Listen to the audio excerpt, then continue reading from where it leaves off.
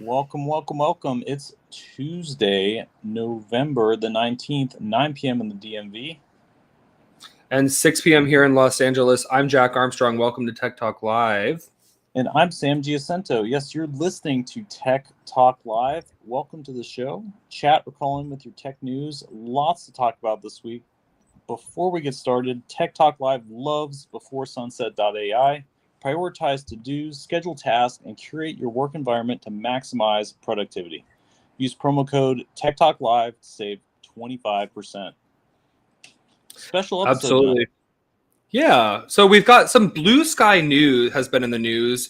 We've got a lot to talk about with growth of BlueSky and influencers and just AI and how all of that is coming together. We're here joined tonight for a special episode with content creator Nick McEwen on TikTok with 2 million followers almost. We got to get him. We got to get to 2 million, guys. Come on. Get to 2 million. Get me there. So yeah, at Nick McEwen with 2 C's.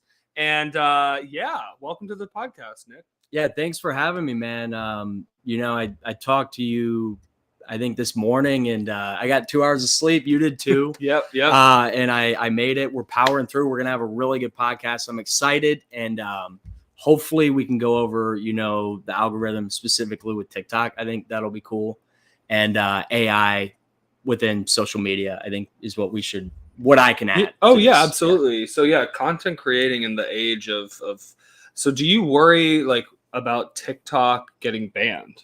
No, I don't think that's going to be a problem. I think it's a power statement. I think there's too many people that have jobs. I think it creates too much money. And I think that people will get so upset because everyone's obsessed with TikTok now. It's by far the biggest. I think it's bigger than YouTube now.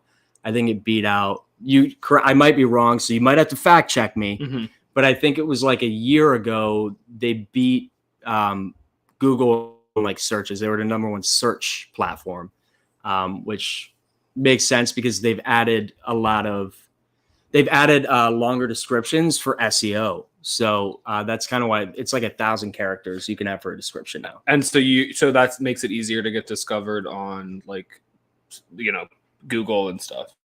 Yeah. Oh, I see. YouTube's still Google is YouTube, so you're still gonna get a YouTube video probably before. I feel like they kind of favor it, Interesting. That's cool. So okay. So Sam, did you caught that? Yeah. No, yeah. So that it's interesting, and I have to agree with Nick on this one. I think the TikTok ban. I mean, we have the incoming administration. He's notoriously flippy floppy, but I guess the current state of the brain is sort of saying, hey, even though he supported a TikTok ban initially, it seems as though that's kind of been acquiesced, and it's more of a we've sort of found that being the arbiters of quote unquote free speech, it's not a good look to ban a platform. So I think between the optics of that and also whatever interests, and again, as Nick said, I mean, there is a lot of activity, both on and off the app that would be impacted. So I think I wouldn't hold my breath for, I think a TikTok ban, I wouldn't say is imminent. It's hard to say, and I can't imagine how stressful that is for people whose livelihood that does entail, where it's, a little uncertain. But that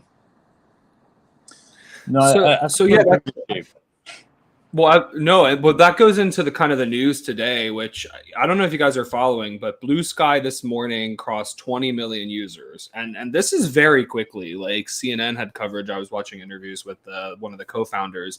Of course, it was started by Jack Dorsey, and the protocol as a whole, he's no longer involved. But yes, it's very similar to Twitter in the old days. So for anyone who's frustrated, that Elon Musk has taken over X. And if you don't like where Instagram and Meta are taking that platform, and maybe if you don't like TikTok, I guess. So Nick, are you on BlueSky yet?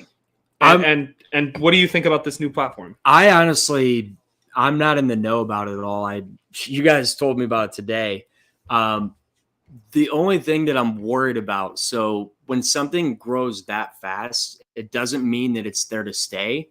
you look at something like, remember Instagram, they added threads, right? Mm-hmm. And I feel like no one uses it. So I mean, I'm definitely going to check it out after this. You never know what it's really going to do. What is it? Yeah, it's been number 1 in the App Store on Android and iOS. How new is it? For like 2 weeks.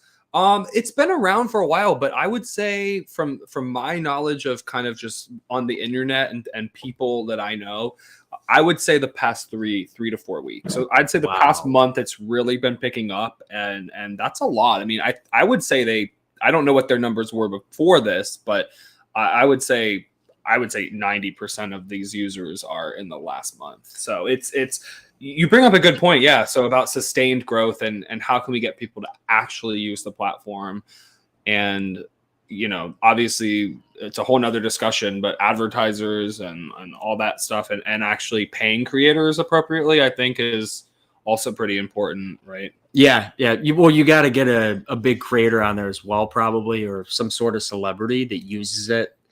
That goes a long way for social media, I would say 100%. So you got to get people using it that people follow, and I would say that's huge. No, yeah, the network effect in a sense of, you need people that you're interested in to use something before you'll use it. So it's kind of, how do we get, somebody who has a following, to it's a chicken and egg problem, for sure. It seems to be picking up steam, though. I mean, to Jack's point, I'm on Wikipedia, so authoritarian source, obviously. But in 2024, we started with around 3 million users. So now we're looking at least according to, I guess, a few analytics, we're now sitting around 20. So talking about maybe. Close to 90% of the user base has joined within the past year. And in 2023, beginning of last year, we were essentially sitting at 0. They had 64 active users. So it's gone a little parabolic in that sense, which I guess is kind of the network effect in action in some ways. I know it's been getting a lot of publicity recently, especially after the U.S. election here. Just the distaste over how X/Twitter is being moderated as we stream on it tonight. So, kind of, it's still a force of nature. Obviously, Twitter will always be something, but I think. At this point, I think it's kind of catching on where it sort of feeds itself in that way, as Nick said, where it's like if people are on the platform, people will arrive in a way. Yeah. So Nick, do you think there's frustration from creators that are on these incumbent platforms, I guess we could call them, like TikTok and X, about how they're being run now? I personally, I kind of don't like TikTok anymore.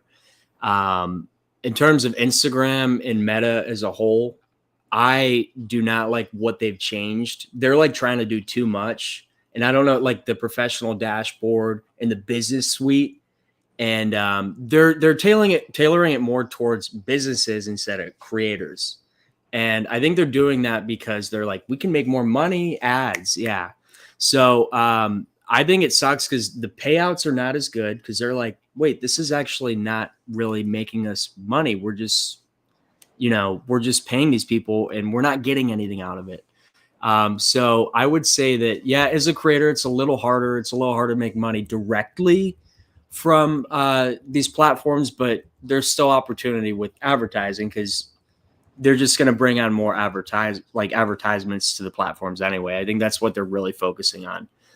With Facebook ads, Snapchat's huge. I think it's one of the best ones for selling. Yeah, same here. I've liked Snapchat as kind of a personal social network because for kind of a closed group of people, you can really kind of course, you could send them blasts or send them Snapchats, snaps at them, but you can also control who follows you and have a public image, a private image, and kind of keep your circles different, which I think is really cool. And I think their advertisers, which I actually got really upset today. I opened a Snap and it was an ad.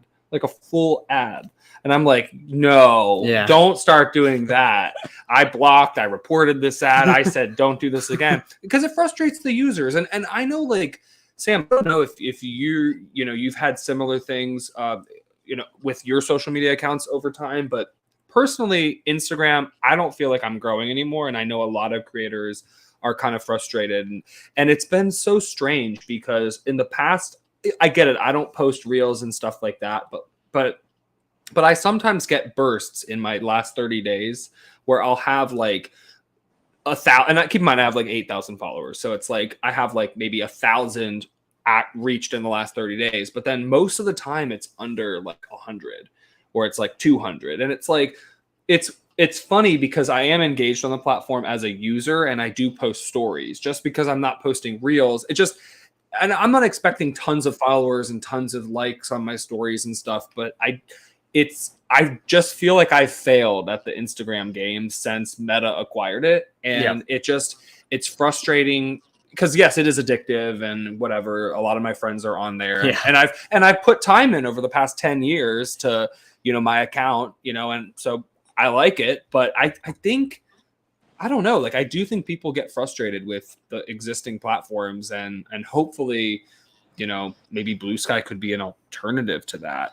I think the next big thing is, because all these platforms have really been pushing it, is live streaming. Mm-hmm. That's it. Like TikTok, if we get into that algorithm, if you don't go live, it's hard for videos to get pushed.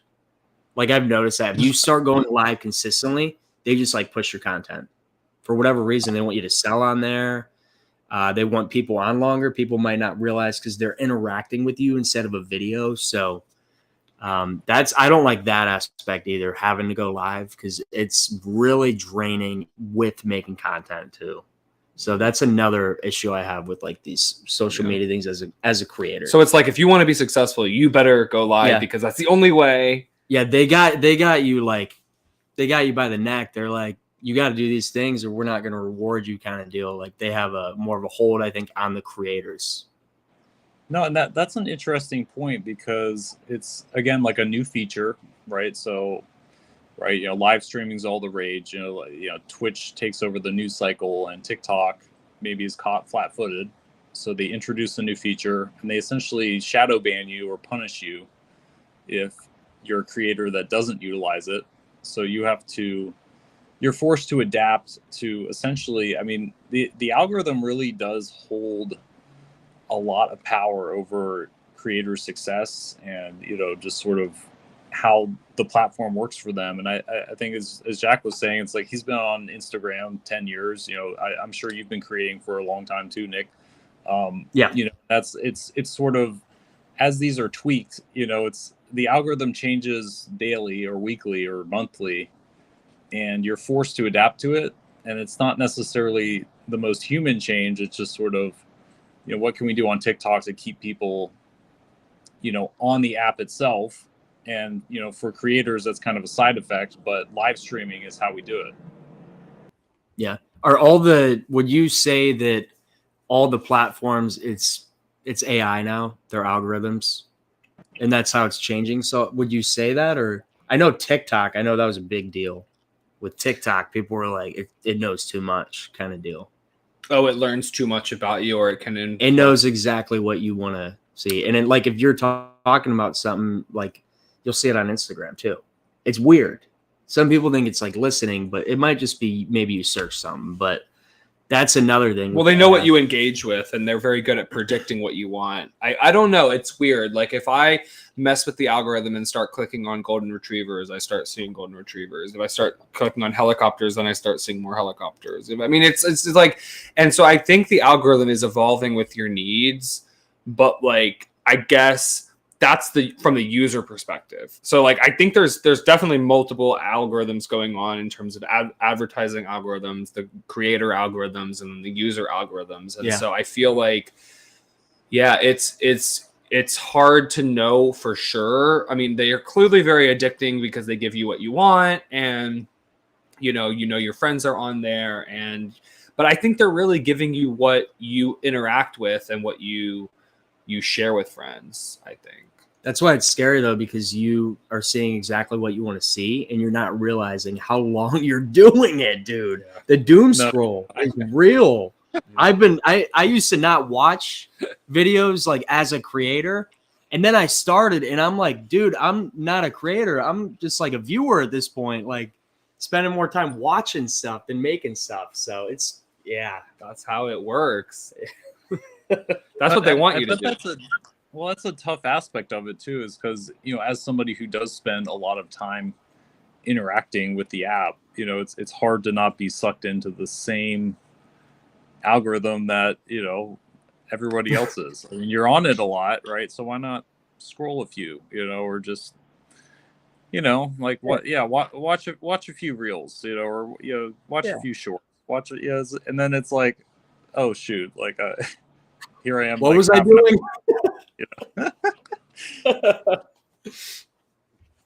Absolutely. Well, so BlueSky is decentralized. So we talk a lot on the podcast about decentralized, cryptography sort of things, and how this is going to be better for society, because blockchain is really a technology not a lot of people understand right now. And that's fine, because it's whatever, they associate it with scams or whatever. They hear the bad press and the silly little goofy memes, and they don't think it's anything serious. We obviously know different. Obviously, with ticketing, it's a big thing. With decentralized physical infrastructure, with wireless networks, you can obviously, Helium is a great example of that. We see Solana with payments. We see a lot of things. We've covered a lot of topics with mapping. Hive Mapper has been a good topic. I'm excited for it over the next year. And with those new B cams finally coming out. Oh, yeah. And they're mass producing them now, which I saw that email. I'm like, yes. But that's a great example of how a blockchain and how yes, there's a company behind the hardware, and yes, they are currently controlling it. But again, BlueSky, I guess you could say, is behind the protocol that they've built, which, by the way, hold on, I had it right here. BlueSky is built on the AT protocol, which is authenticated transfer. So they focus more on, again, premium features for revenue, and I guess part of this is going to theoretically avoid a pay to win premium. So, and I think we are seeing this a lot with Instagram, like where if you don't pay Meta to boost your posts, if you don't pay Meta to get verified, or if you don't pay, I think social media is just kind of an endless money suck, and it's, like you were saying, they're going to do what makes them more money, and if you we only make money when you stream and keep your people engaged. The gifts, they make so much money on the gifts. They make a lot. They take like 60% or 70% of the gift revenue. You get 30. That's crazy. That's why they're pushing the lives. And that's not even fair. And this is TikTok you're talking about. Oh yeah. Yeah. Wow. I heard TikTok itself, is alone for creators pretty aggressive in terms of, I didn't know it was that. It's insane. They take so much. It's not fair. It's not fair. Well, yeah, we see take rate as a big problem with traditional corporate models. That's why decentralized comes in. Yeah, right? That's the whole point. Exactly. No, and I think we see this with which I guess you're in Texas, so great. But I haven't had a chance to try teleport. I haven't yet. I'm really looking forward to this. This is, again, like Uber and Lyft, but on a protocol. And I think the take rate's like 10% or something, which means the driver makes 90% and people pay less. They show when you do it what the driver gets. They put it right there. And they're starting to advertise on TikTok. That's great. I saw a TikTok ad. That's great. I'm like, that's good. I haven't gotten involved with it yet, but I think people are kind of fed up, especially in this economy. I know people always say it's the economy, right? But of course, I mean, everything's an economy, right? It's a lazy answer, but I do think people are feeling inflation, and people have, and when it comes down to, an Uber driver making an extra 20%, that's adds up over the course of a month to a lot more money. And where is it going right now? Straight into corporate pockets for advertising and stupid things. Yep. And so it just doesn't really make sense. Like you got to start like the creator economy, I think, has got to start realizing that there are other alternatives to social media that don't end up with the same fate. They all have the same fate eventually, right? Like advertisers, I guess, take over and flood the platform. But also on the flip side, are people tolerant of paying for social media? Which I think Snapchat's a great example where people do pay a little bit for premium features. But I do think that one of the things that's holding us back right now is the mentality of people not wanting to pay for social media. Is free and that's fine, but the experience is going to be terrible unless you pay. But as from the user perspective, I think if you don't see ads, I don't know. I think it's hard. I don't know what I'm trying to say, but like with YouTube Premium, right? Like that's what they do, where you don't have to see ads, right? Yeah, and I get it. Some people are tolerant and don't mind. But yeah, Sam, what do you think about that? I mean, I as a YouTube Premium subscriber, I understand. I mean, at least for me, like the fact that I don't have to see ads is huge for me. I know it doesn't necessarily stop Google from, like collecting and selling your data necessarily, but I guess the way I see it is that if it saves you, 6 hours a year, it's just sort of like it's worth the fee, I guess. I mean, I have a family plan and I split it with, a bunch of my friends. So I think it's like $30 a year or something. I think it's like 120 for 6 people, maybe more now, but it's, at least for me, that's worth it.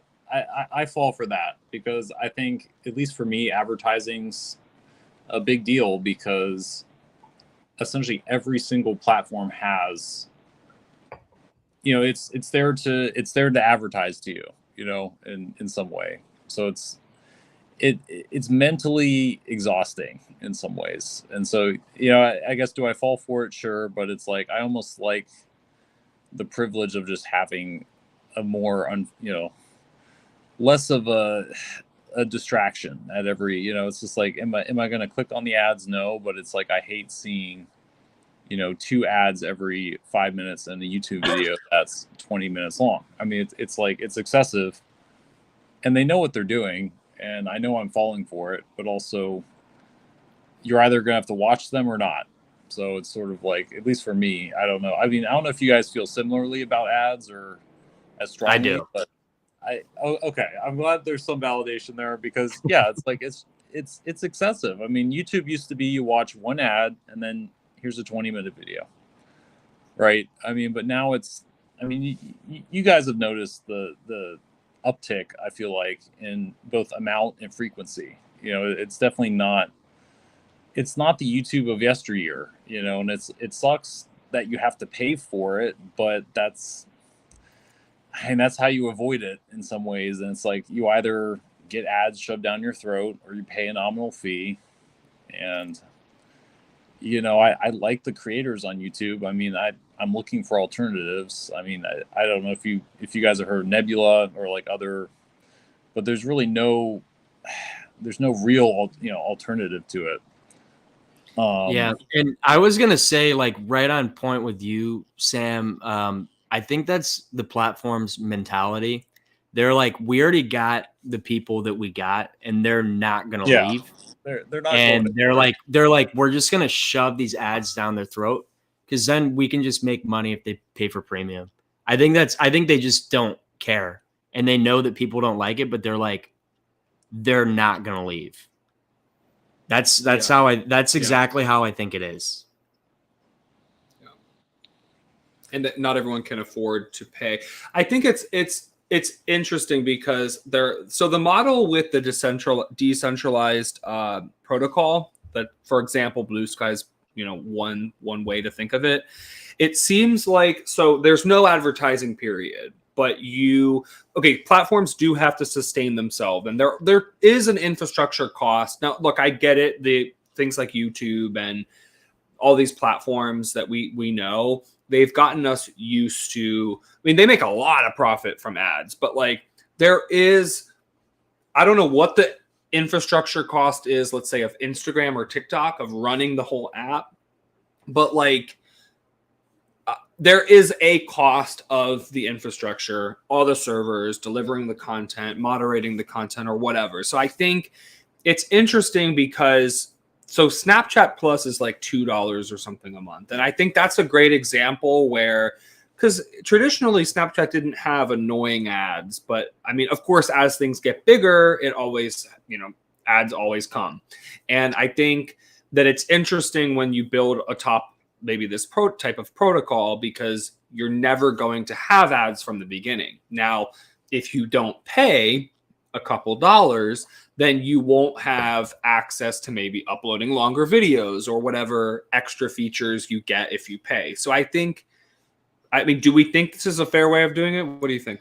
I don't think that's gonna happen in the near future. I don't think for the features thing, the Snapchat thing, you can do everything that any other user can. You just get like cool little like things you can change, right? You can change like the emblem and stuff. Like it's design stuff, right? Isn't that the whole idea? But what you're saying is that people aren't used to paying for features and they don't think they have to.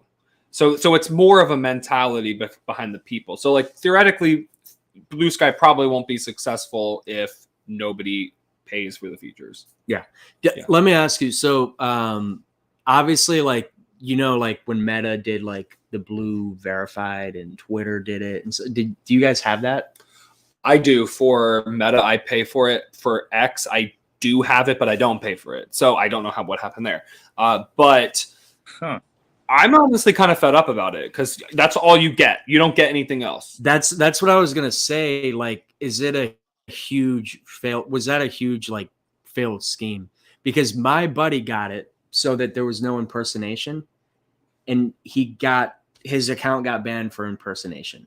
Wow. And that's the whole point of the premium. Yeah. Is to protect your account and have better customer support. But it's not really, what else do you get? They give you your direct line to cut. Yeah. So yeah, I don't think that that's going to work in the long run for like certain like features so that you're like behind. Like, I don't think they would do that, because then I think there's so many platforms that I don't think they would do that. I do see the premium. They should have that on, I think they only have it on YouTube for the ads, which I don't know why these other platforms wouldn't do that, because I think that's genius. And you're probably going to have people watching more. Wait, for ads? Say that again? For the premium, where you don't have to watch ads. I think that's the way to do it on every platform. So, but a protocol sustains itself without needing advertisers. So the traditional model is you need advertisers to get in front of the audience so the platform can make money, because people are used to just everything being free, right? Even Gmail, I think, is a good example, right? So email is a protocol. Email is one of the oldest protocols, of course, probably after HTTP. But so email is a protocol, right? Now Google owns Gmail. Gmail is a free email client, but they serve you ads because it's free, right? So if you pay a little bit for hosting, like maybe $1 a month, you could probably have enough storage and have a client that doesn't serve you ads in your inbox, right?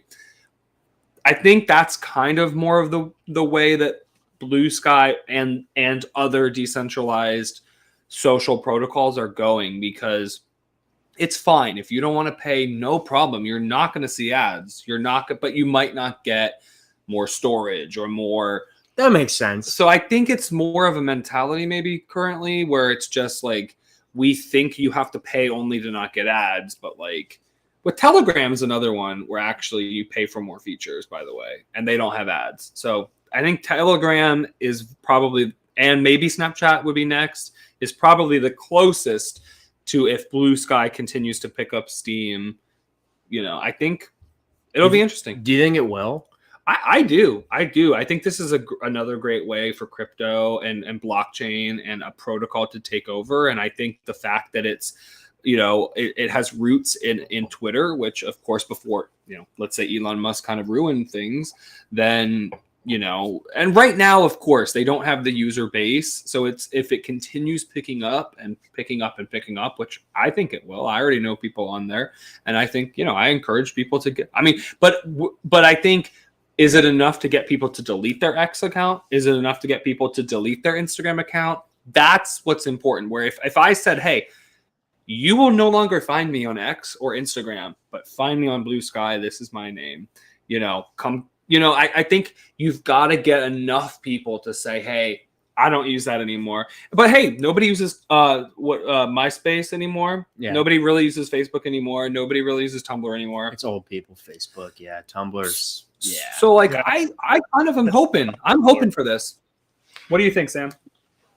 No, I mean, I think it's about time, because I think a good point that you mentioned was just sort of, again, like people are, they're used to it, and there's a mental effort to switch. I mean, people don't like change, right? It's something where it takes a lot of mental effort to move to a new platform, create new content on a new platform. Like there's a lot of sunk cost that goes into, establishing yourself in a corner of the internet. And I think, as sad as it is, that's kind of what's being abused, in that, if Google knows that, yeah, they're going to show you more ads on YouTube until you pay them, right? Or I guess watch more ads anyway, so they don't really, I mean, they don't care either way, right? Yeah. They know They're going to make money. Yeah, they're going to make money anyway.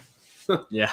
But it's, I think you're exactly right in that, like, it's sticky in a way where it's like they know you're not going to leave, so let's turn up the heat. I mean, let's get started, and let's make some money. You are the like, if you're not paying for the service, then you are the product in that way of, like, your data. And then, I mean, that's the dirty secret too, is like, I pay for YouTube Premium, but at the same time, like, they're not collecting my data. They're still collecting it. So the moment I'm not paying for it anymore, it's right back to the hyper ad.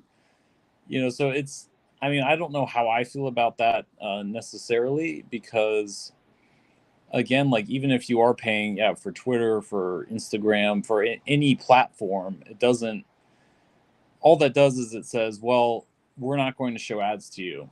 It doesn't mean that we're going to give you a free, a free pass to own your data again. It's just a different, it's just a different beat, I'm not actually too familiar. I think not that many people know exactly how Blue Sky works. I would assume, given that it's on an open source protocol, I would assume that their mission is, you own your data. And I mean, I do think that it's open, but a truly open platform would allow you to take your users and your data into another place. So, and then of course, I think, not having ads from the beginning, and just having users pay if they desire certain features, I think is probably a smart way of doing it, because the platform still needs to cover their costs, and delivering content and having algorithms and servers and tons of users to manage, it does cost money. So I don't know. Yeah, because I'm sure that, I mean, they probably got a lot of money, a lot of funding. So they're probably not too worried they just want to get the people on, I feel like, at this point.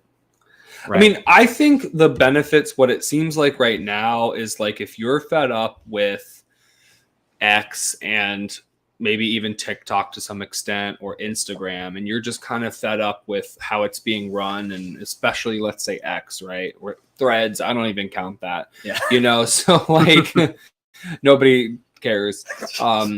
But I think that this is kind of the next thing, that the best thing that we have as an alternative to date. So, and why is it better? Again, you own your data. It's an open source protocol. It's, it seems like it's a little bit more fair and open. And then hopefully ads are never there, and then I guess, do you count paying for promotion to be, I mean, I don't know. There's still a lot of questions about the algorithm. Well, if their whole thing is you own your own data, and then, like, okay, how are you going to serve up ads if the advertisers aren't sold the data, And then what if they start doing that? But the whole point of it is you own your data. So that's where I'm confused. Then is it just going to go? It's just going to, everyone's going to hop off? Like, so I think what would be the smartest is a revenue share. So for example, when you're scrolling and you own your data, right? If you could turn on a switch and said, you know what, actually, I want to see ads right now and make money. Yeah, sure. I think people would be up for that. And then the advertisers, instead of it going to the platform, it goes to the users that are using the platform. That way, imagine if I got, at the end of every month, got paid something from my Instagram account for the hours I was scrolling and I saw ads. That would be a really unique way of doing things. And so being able to directly reach, again, the audience and the user that you're advertising and have them receive, I would say, a large part of the money that's being exchanged. I just would never want to see ads. Okay, well, that's fine. Keep that switch off. Keep that switch off. I mean, I think maybe, I don't know. I mean, this is not a great example, but I do kind of see with, for example, Helium Mobile pays you for your location data. Does AT&T or Verizon or T-Mobile pay you for your location data? Or does Tesla pay you for mapping data? No, they Hive map that exactly. So I think that the next missing part with the social media is that if you truly own your data, they need to start paying you for your data. I guess, right? Like if you're gonna see ads, if you want to. So with Helium's case, you can turn off the location and then they won't receive your location and you won't receive any payments, or they won't be rewarding you for your data. So I think it's kind of like, because honestly, it's fine to not want to see ads on social media, but you know what? If I got paid something, maybe I would consider it. If it could buy a coffee or something, hey, I mean, it's better than what exists now, right? So, it's kind of you're like a tester for the ads in a way, right? I mean, maybe. And they're paying you as like a tester. Like, is they're like, oh, okay, this guy's like this guy is this age, Well, but think about it. So on an open source, on a decentralized protocol, theoretically, the user should get paid the full amount. So look, I don't know. We should look up like how much does TikTok make with advertising? Yeah. Do we even know? Oh, it's a lot, I'm sure. I mean, I can't imagine what the revenue is. Let's see. Oh. I mean, it's billions and billions. So they make, let's say, about $10 billion with ad revenue. In 22, though. It's gone way up. In 22. So can we say it doubled? I don't know. It probably doubled. Okay. For the sake of this argument, let's say TikTok makes $20 billion of ads.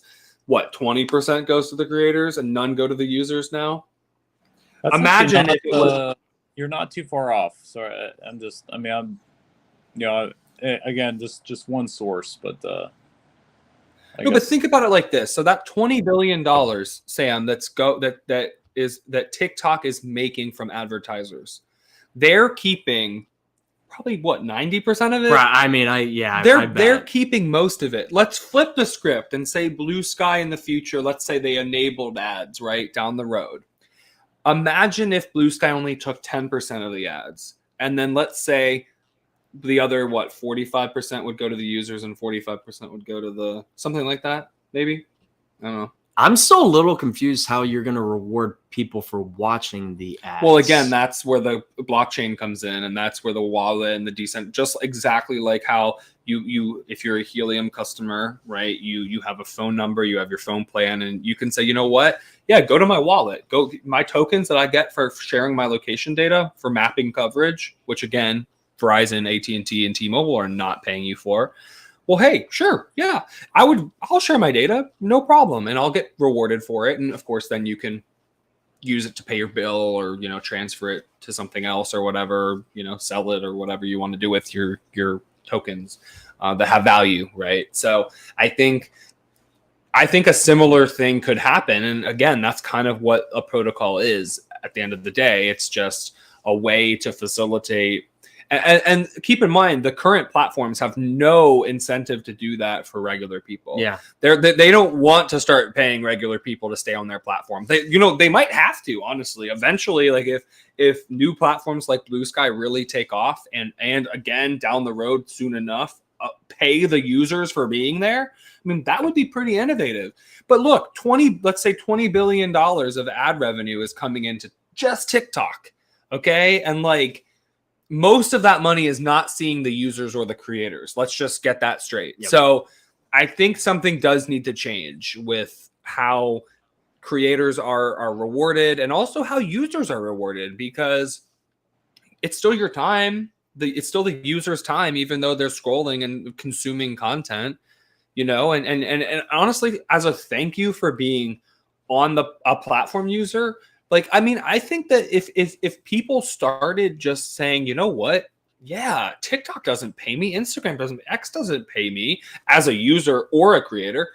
Yeah, but I mean, again, I think BlueSky seems like it could get there. Again, they've got a long way to go. It just is, it's so new right now.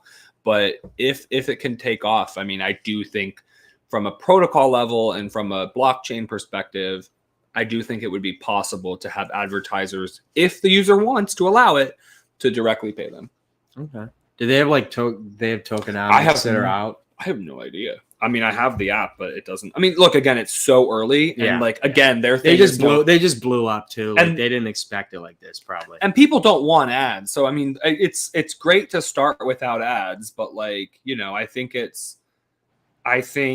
and that's fine. Maybe it should stay like that. But you know, again, down the road, I do think that a platform could benefit from advertisers wanting to pay them. Again, it's like, why would you take away free money if someone's, you know, at your door saying, please let me in. All I want is your eyeball for 1 second.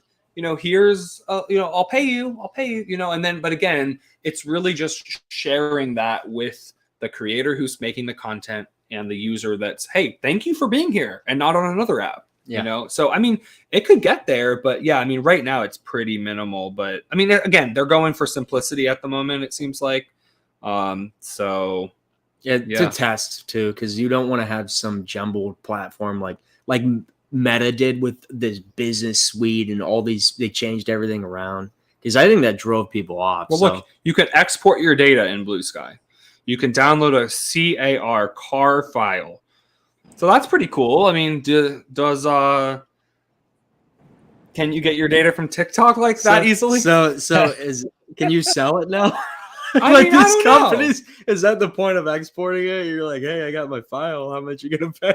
It's like a collab. But you could take it to somewhere else. I mean, look, I'm just saying, I don't think TikTok, Instagram would make it that easy. You know, I mean, we used to have to. I mean, Sam can attest to this. Do you want to explain how we used to have to get our data from X for this show before we went off platform? We used to do spaces.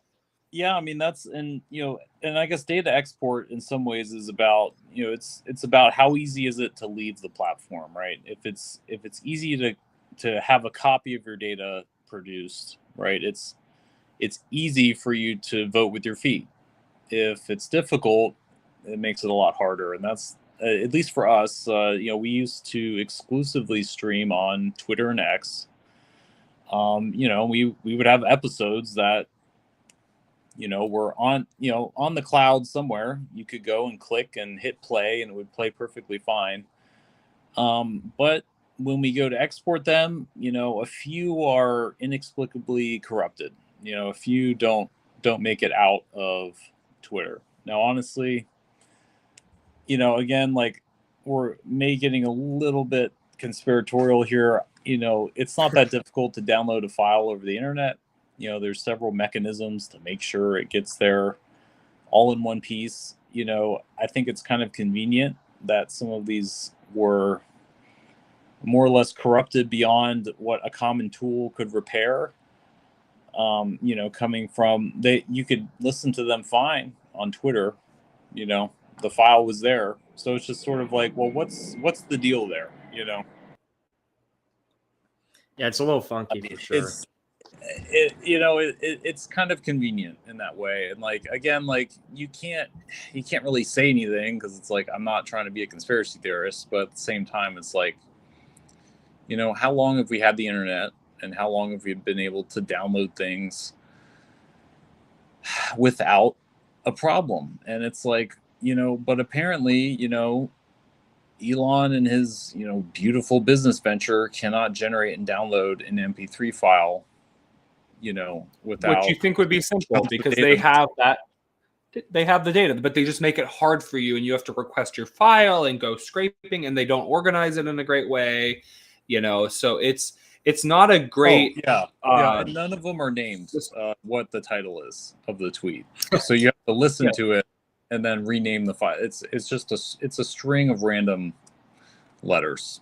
And so we didn't even used to give the date. So it was really hard for us when we didn't say it's November 19th today, And so we're like, what was that? Some of our early episodes we published on the podcast platforms, it was really hard to deal with this. And so I think you leaving a platform should be easy, regardless of whether it's on a decentralized protocol that's open source or whether it's on X or something like that. But they don't want you to leave, and they don't want you to get your data. And so I think that should give people, all the more reason to say, hey, let's try this new platform. Like, do we really want to allow X to run our lives forever?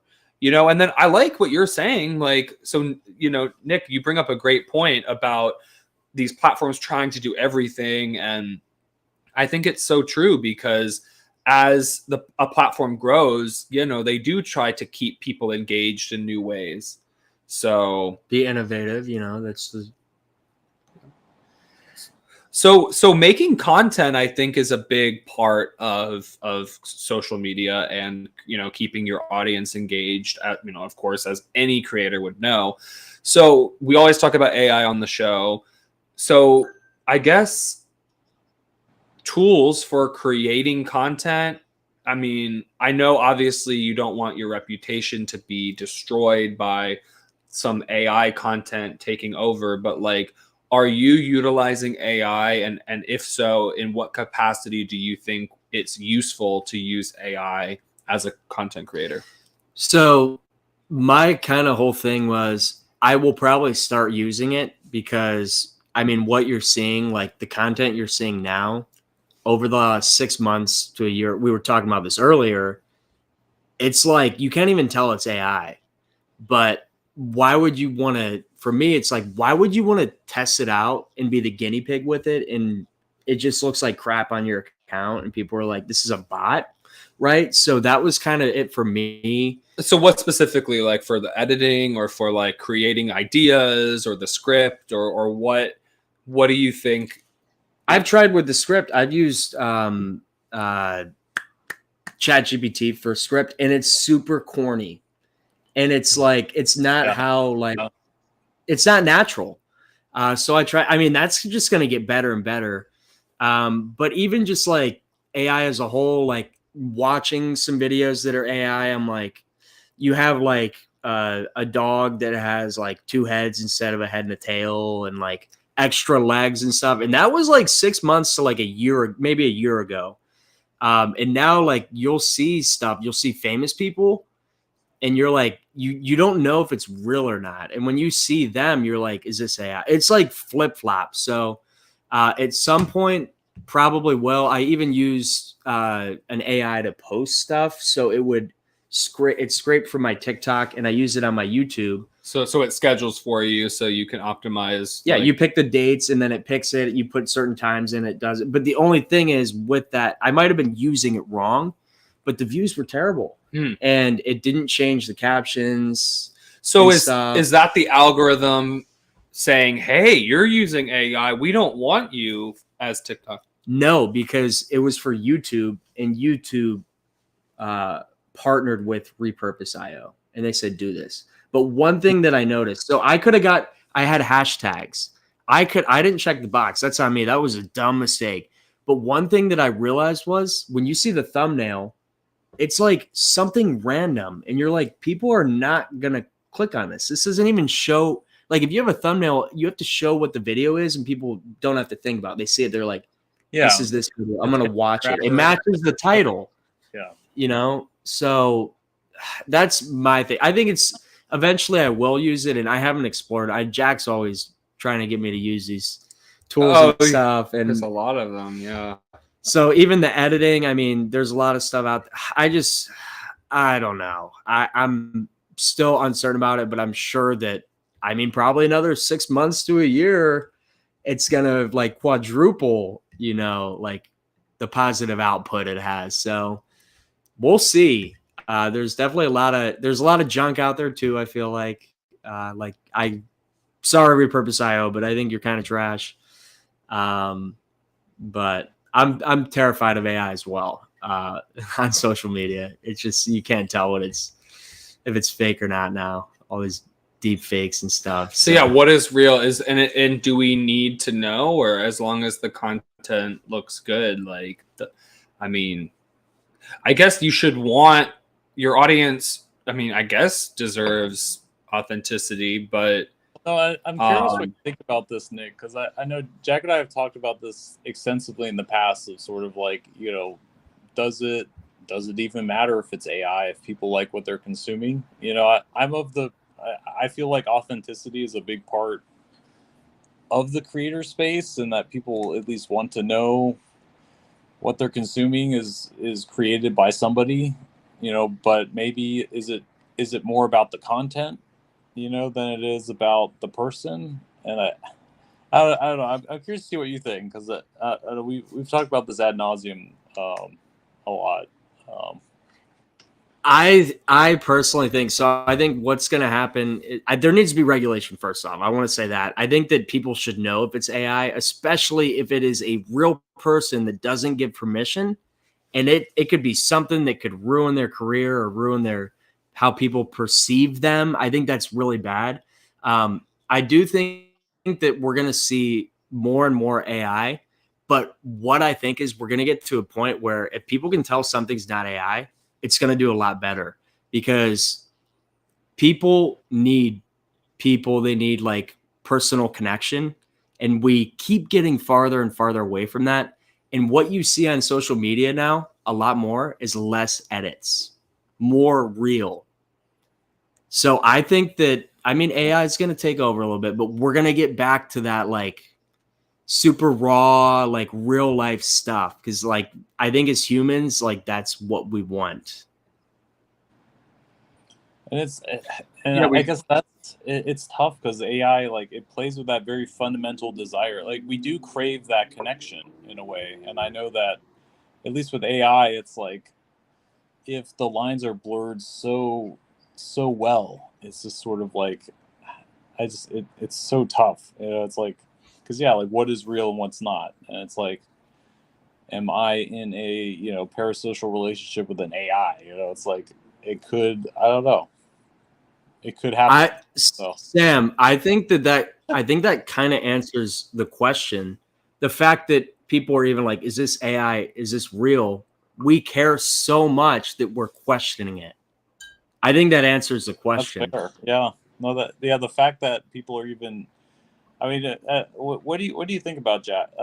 Jack, I guess it's the very fact that people are concerned about this problem.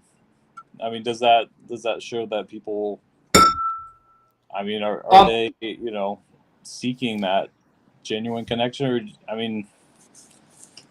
mean, honestly, I think that was said perfectly. I think that the fact that we're asking the question, is this AI, is because we want to know that it's real and that we can have a relationship with this creator, even though it's not a real relationship, but you still resonate with what they say, what they do, what they post, the content that they make. And if it is AI, I heard somebody talking once recently about, it's almost like you waste the person's time if it's not real, and I think it's because it shows that you care more about your time than theirs. Yeah. Something like that. That's well put. And so I think it's so true that we need, and I think you can use it as an aid. You can use it to brainstorm ideas, but if you don't make it yours, in your voice, I know that sounds kind of silly to say that, but I think using, I mean, we don't script the show, but I mean, if you want, I mean, it wouldn't be that hard with tools like, I know we talked about it a couple weeks ago, Notebook LM with Google's thing. I mean, you could probably clone our voices and make this podcast with AI. I mean, we don't do that, but I mean, it could be, right? We've talked about this. It's crazy. Well, and I don't know if you've tried this too, Nick. I mean, Notebook LM is quite interesting. I mean, you can essentially feed it any PDF that you may have. So whatever document you're looking at, and essentially have it create like a hers podcast on it of like where they just talk about the document, and it's like it's kind of creepy because it's like, well, we could just feed it our topic list and yeah, I mean, just have it make a conversation. And if it knows all of our past episodes, I mean, but this is where technology could go, right? And I think as humans, you have to know, hey, I think that's a little too far. Yeah, I think that's not natural. No, I think I think we've already made it very clear to our audience that we use AI in the editing process. We take out all the filler words and all the pauses, and we do edit the sound quality with AI. Now, no, do we come from a sound engineering background? No. I mean, I guess, sure, we're not hiring somebody to do that. So sorry to the potential human that just didn't have a job. But, I do think that if AI and tools can help make your workflow more efficient and publish faster, and I think, but you're still doing the work, you're still showing up, I think it's fine to use it in that way. Like, great, we use it to edit the sound before we publish it. Great. And then we use a summary tool to put in the episode and give just a summary that then, of course, gets edited and refined a little bit more.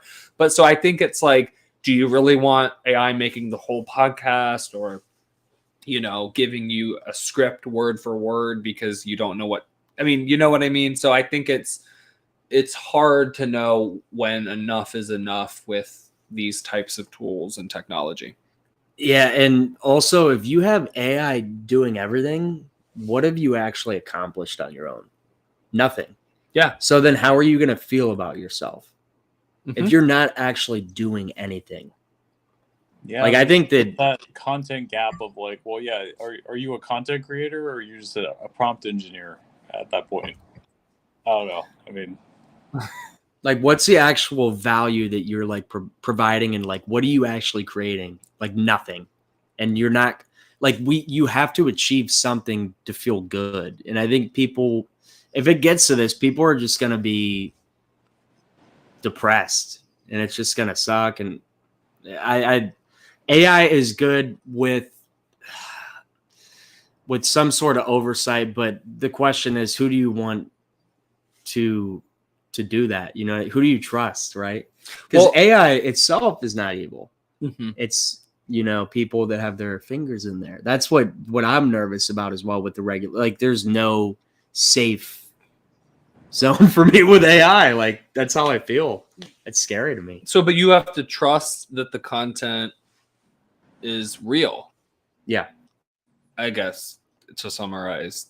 Yeah, I know this topic always gets interesting. Man, I'm like a little nervous right now. It's like, what?